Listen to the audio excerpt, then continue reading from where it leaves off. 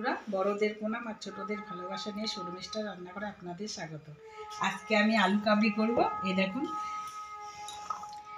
মটর আর কয়েকটা ছোলা আমি এটা সেদ্ধ করে নিলাম। আর এইখানে দেখুন,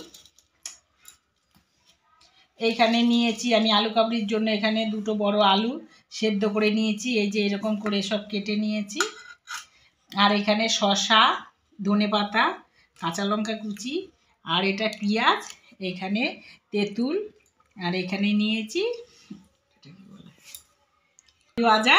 এই যে এটাই দেবো সর্ষের তেল, নুন, আর এই যে এটা আমি এই মশলাটা করে নিয়েছি। এখানে আছে জিরে, ধনে, তারপর সামান্য একটু মৌরি, গোটা গরম মশলা আর জোয়ান সামান্য দিয়ে এটা কড়াই ভেজে শুকনো লঙ্কা এই ভেজে এই মশলাটা করে নিয়েছি। এটা দিয়ে আমি করব। যে এবার প্রথমে এখানে আমি আলুটা দিয়ে দেব, শসাটা দিয়ে দেব,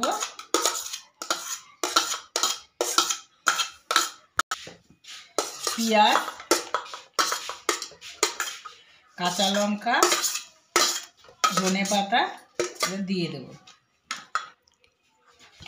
দেখুন এখানে আমি আলুটা আর মটরটা একটু নুন দিয়ে সেদ্ধ করেছিলাম। আমি সামান্য মতো আন্দাজ মতো নুন দিয়ে দেব। এখানে এবার আপনারা চাইলে সর্ষের তেলটা দেবেন, আমি এখানে দিলাম। এই তেঁতুলের মাড়িটা বের করে নিয়েছি, এর মধ্যে দিয়ে দেব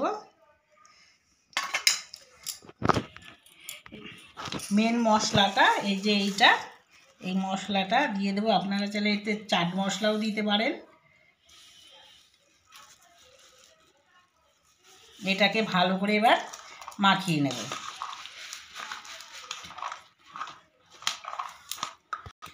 এই দেখুন বন্ধুরা, পুরো মাখা হয়ে গেছে আমার আলু কাবলিটা।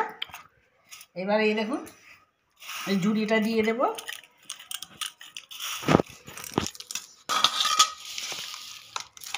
ভালো করে মাখিয়ে নেব।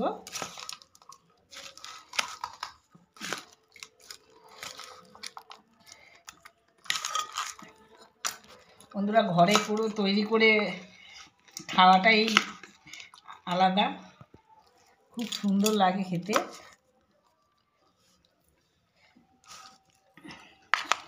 এই দেখুন বন্ধুরা, হয়ে গেল আমার আলু কাবলি মাখাটা। এই আলু কাবলির রেসিপিটা যদি আপনাদের ভালো লাগে, আপনারা আমার চ্যানেলটাকে সাবস্ক্রাইব করবেন, লাইক করবেন, শেয়ার করবেন, কমেন্ট করে জানাবেন যে আলু কাবলিটা কেমন হলো। ভিডিওটা এখানে শেষ করলাম। নমস্কার।